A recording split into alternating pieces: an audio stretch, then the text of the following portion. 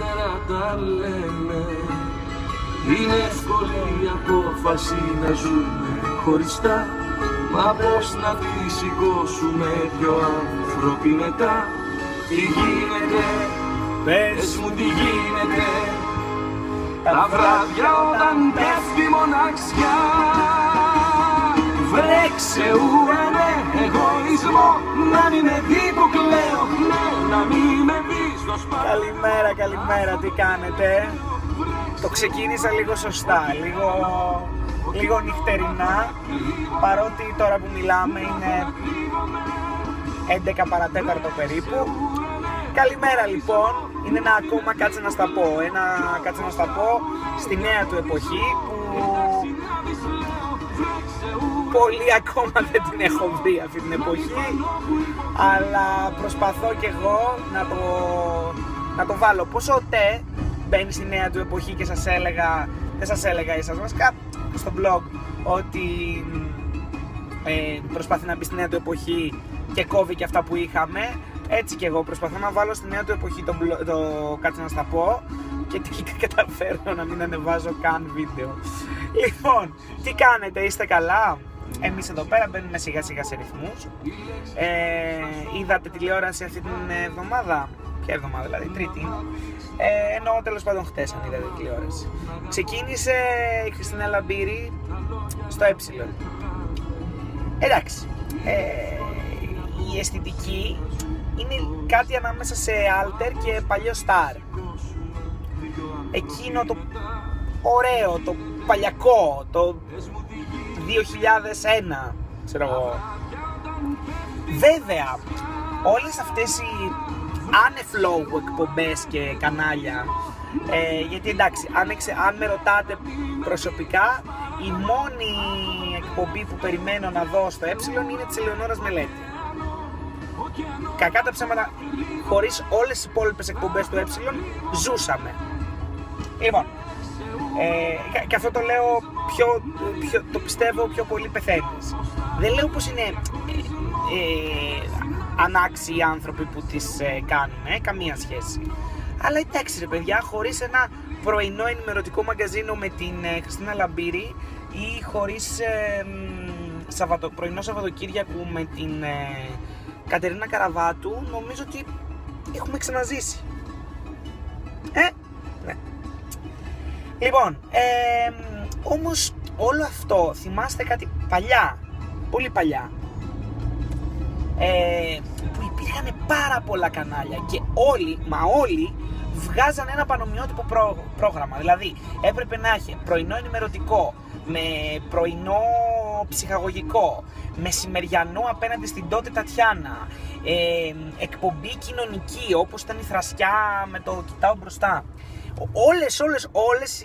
Όλα τα κανάλια βγάζανε ένα ίδιο. Έτσι λοιπόν γυρνάω σε αυτό που ήταν τύπου 2004-2005, που έτσι έβλεπα το πλατό της Χριστίνας Λαμπύρη, που της εύχομαι καλή επιτυχία και πάνω απ' όλα να έχουμε δουλειά όλοι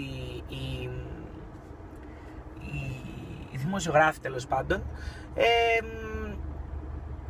και έλεγα κοίτα ρε γαμώτο, επέστρεψαν εκείνες οι εποχές που είχαμε λεφτά και δεν ξέραμε τι να τα κάνουμε και κάναμε πλατό, κάναμε σκηνικά, βάζαμε καναπέδες, φωτιζόμενα, πάγκους από πίσω, υπερπαραγωγές, δίπατα σκηνικά. Να μου πεις δίπατο σκηνικό φέτος έχει και η Κωνσταντίνα Σπυροπούλου. Οκ, εκεί όμως μπορούν, εκεί είναι αλφα. Και πάντως δεν νιώθετε κι εσείς ότι έχει έρθει ένα κύμα ανάπτυξης? Είναι αυτή η ανάπτυξη του Σαμαρά τελικά? Μήπως ο Σαμαράς ήξερε τα πλατό του και μιλούσε για ανάπτυξη στη χώρα? Μπορεί. Λοιπόν, συνεχίζω. Μετά τη Χριστίνα Λαμπύρη, που ήταν τέλος πάντων, να ξέρετε τι πέρασα, ξύπνησα 6.30 ώρα το πρωί, κατέρευσε το σύμπαν, δεν λειτουργήσε το ίντερνετ, στάμα στο διάλογο. Τέλος πάντων, εκεί με την τζίμπλα στο μάτι, λέω τώρα που έχω σηκωθεί να κάνω την πρεμιέρα της Λαμπύρη, θα δω και τη Σταματίνα. Οδοστρωτήρας. Τέτοια πετυχημένη εκπομπή είχα πολύ καιρό να δω στην ελληνική τηλεόραση. Όχι, δεν έχουν εφεύρει τον τροχό, όχι, δεν κάνουν κάτι πολύ πιο καινούριο, απλά το κάνουν με σωστό τρόπο, με σωστούς ανθρώπους, με σωστούς συντελεστές και βγαίνει, παιδιά, μια πάρα πολύ ωραία εκπομπή. Πάρα πολύ ωραία εκπομπή. Θα μου πεις τώρα, ήρθες εσύ εδώ να μας... Καλά, πέθανα σήμερα το πρωί που άργησε ο Φραγκολιάς και τα πήρε η Σταματίνα. Φίλε μου, εδώ έχουμε φιλεί σκατουρημένες ποδιές να κάνουμε μια εκπομπή. Εδώ κάνουμε εκπομπή μόνοι μας στα μάξι μας. Και εσύ αργείς στη θέση σου.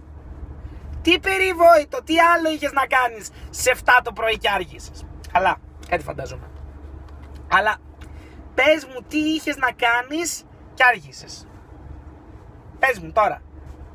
Δηλαδή λες, θα ξυπνήσω το πρωί, μωρέ, έχω να πάω γραφείο, έχω να πάω σε μια δημόσια υπηρεσία, πάρουμε και κανέναν καφέ έτσι, αυτά τα ξεχνάς. Αυτά λες, θα πάω και αύριο. Το happy day πώς το ξεχνάς? Πώς αργείς να ξυπνήσεις? Δεν είσαι και 15 χρονών? Εντάξει. Συγχωρεμένος για την δεύτερη μέρα. Μέχρι και η Σταματίνα νομίζω τον συγχώρεσε. Λοιπόν, αυτά νομίζω ότι ήταν τα νέα μας. Δεν νομίζω ότι έχουμε κάτι άλλο τρομακτικά. Παιδιά, τι είναι αυτό, τώρα το θυμήθηκα, τι είναι αυτά τα βιντεάκια με τους Ισλαμιστές που αποκεφαλίζουν τους ανθρώπους? Έχω συγκλονιστεί. Μιλάμε πόσο απέχει ο μεσαίωνας από την εποχή μας. Πώς είναι συγκλονιστικά θλιβερό αυτό που συμβαίνει εκεί. Τρομακτικό για την ανθρωπότητα. Άλλο να ακούς πυρανομήρους, άγνωστους ανθρώπους προς εσένα, σε μια μακρινή χώρα και λες εντάξει, να γίνει. Συμβαίνουν αυτά στους πολέμους. Και μετά γυρνάμε πλευρό και βλέπουμε Σταματίνα Τζαντζηλή. Και μετά βλέπεις το βιντεάκι και λες είναι άνθρωποι. Άνθρωποι που θα μπορούσε να είναι Έλληνας, θα μπορούσε να είναι ο αδερφός μας, ο ξαδερφός μας. Εντάξει, δεν θα μπορούσε ακριβώς, γιατί για κάποιο λόγο βρέθηκαν στη Συρία και σε αυτές τις χώρες, τέλος πάντων, που μένονται οι συγκρούσεις αυτές. Κάνουν κάποια δουλειά, επιτελούν κάποιο έργο, αλλά ναι, γιατί όχι, δεν θα μπορούσε να είναι ένας από εμάς. Και όσο διαφορούμε για πώς να το πω, δεν υπάρχει χειρότερο πράγμα από αυτό. Όσο διαφορεί η παγκόσμια κοινότητα για αυτό το πράγμα, όχι να βλέπουμε τα βιντεάκια σε ειδήσεις και να λέμε αχ Παναγιά μου τι κάνουνε, κάτι να κάνουμε, δεν ξέρω και εγώ τι να κάνω, γι' αυτό το λέω με εσάς, πώς μου στείλετε κανένα μήνυμα. Αλλά είναι τρομακτικό αυτό που συμβαίνει εκεί κάτω. Τρομακτικό. Και μην νομίζετε ότι επειδή είναι τόσο μακριά από τη χώρα μας, δεν μπορεί αύριο να σου χτυπήσει την πόρτα. Εγώ αυτό πιο πολύ φοβάμαι. Για μας, για τους πατεράδες μας, για τα παιδιά μας, και δεν είναι πολλά χρόνια δεν είναι πάρα πολλές δεκαετίες που η Ελλάδα έχει να ζήσει κάτι τέτοιο. Είναι ντροπή να τα ξεχνάμε, γιατί τα έχουμε ζήσει σαν Έλληνες. Τέλος πάντων, νομίζω το βάραινα πολύ μετά τη Σταματίνα Τζαντζηλή και τη Χριστίνα Λαμπύρη. Περιμένω να ανοίξουν τα νυχτερινά σχήματα, γιατί είμαι πάρα πολύ σωστός. Και να πάμε να διασκεδάσουμε. Μέχρι τότε, φιλάκια πολλά. Γεια σας.